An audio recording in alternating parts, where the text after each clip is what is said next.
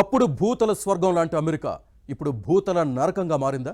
ఓవైపు జాబ్ టెన్షన్తో, మరోవైపు జాత్యహంకార దాడులతో అగ్రరాజ్యంలోని భారతీయులు బిక్కుబిక్కుమంటూ గడుపుతున్నారా? అమెరికాలోని మనోళ్లకు అన్ని రకాలుగా డేంజర్ బెల్స్ మోగుతున్నాయా?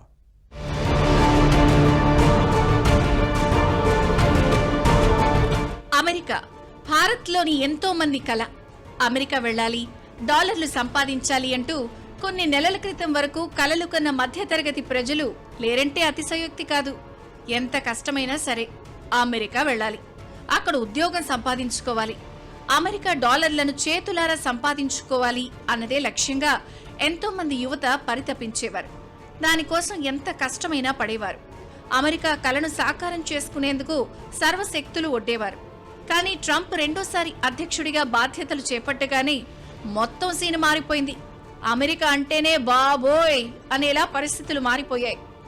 ఇప్పుడు అక్కడే పుట్టి అక్కడే పెరిగిన భారతీయ సంతతి వారికి కూడా ఉద్యోగాలు దొరకడం దుర్లభమవుతోంది.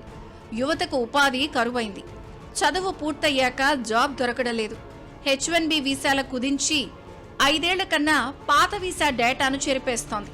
మరోవైపు తాచెడ్డ కోతి వనమంతా చెరిచినట్లు H1B వీసాలపై కఠిన ఆంక్షలు అమలు చేస్తున్న ట్రంప్ ప్రవర్తన అమెరికాలో నివసిస్తున్న ఇతర దేశస్థులపై అమెరికన్లలో ద్వేషం రగిల్చేలా చేస్తోంది.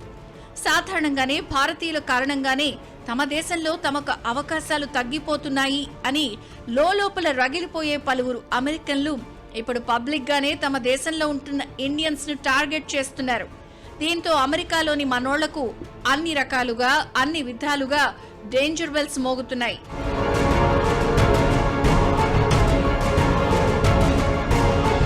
ఒకప్పుడు అమెరికా అంటే ఉద్యోగం గ్యారంటీ అన్న సీన్ నుంచి మేడిపండు చూడు మేలిమయుండు అన్న తరహాగా తయారైంది ఇప్పుడు అగ్రరాజ్యం పరిస్థితి.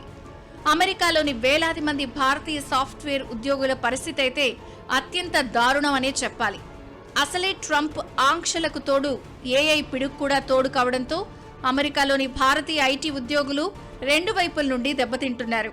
ట్రంప్ తలతిక్క నిర్ణయాలతో ఒకప్పుడు కలల ప్రపంచంగా ఉన్న సాఫ్ట్వేర్ ఉద్యోగం ఇప్పుడు విలువ కోల్పోతోంది. అంతర్జాతీయంగా ఆర్థిక మాంద్యం భయాలతో పాటు ట్రంప్ పిచ్చి నిర్ణయాలతో సాఫ్ట్వేర్ కంపెనీలు వణికిపోతున్నాయి. ప్రస్తుత టెక్ ప్రపంచంలో చాలా కంపెనీలు ఏఐపై దృష్టి పెడుతూ ఉద్యోగాల్లో కోతలు విధిస్తున్నాయి. అమెరికా లాంటి విదేశాల్లో ఉన్న భారతీయులు ఈ లే ఆఫ్స్ ఒత్తిడిని తట్టుకోలేకపోతున్నారు.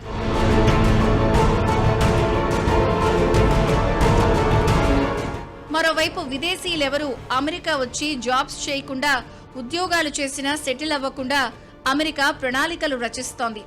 ఇందుకోసం ఎక్కడా లేని సాధ్యం కాని రూల్స్ పెడుతోంది. దీనికోసం కొత్తగా గ్రీన్ కార్డ్ పాలసీని ప్రకటించింది.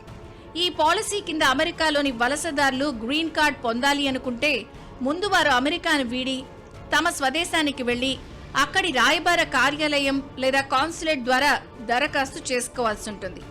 దేశం వెలుపల మాత్రమే వీసా ప్రాసెస్ చేసుకోవాలి. అప్పుడే వీసా హోదా మారుతుందని తేల్చి చెప్పింది. అంటే కొత్త రూల్ ప్రకారం H1B వీసాపై అమెరికా వెళ్లి అక్కడే ఉంటూ గ్రీన్ కార్డ్ కు దరఖాస్తు చేయడం కుదరదు. గ్రీన్ కార్డ్ కావాలంటే మళ్లీ ఇండియా వచ్చి కొన్ని రోజులుండాలి. H1B వీసాల్లో 71% భారత్కే వస్తున్నాయి. వీరిలో చాలా మంది గ్రీన్ కార్డ్ పొంది పర్మనెంట్ సిటిజన్స్ గా మారుతున్నారు. కానీ ఇకపై అది కుదరదు. గ్రీన్ కార్డ్ పొందాలనే ఆశతో అమెరికాను వీడితే మళ్లీ అగ్రరాజ్యంలో అడుగు పెట్టగలమో లేదో అన్నది అనుమానమే. శాశ్వత నివాసానికి అనుమతి ఇచ్చే గ్రీన్ కార్డ్ విషయంలో ఈ కొత్త నిబంధనలు వేలాది భారతీయులపై ప్రభావం చూపనుందంటున్నారు నిపుణులు.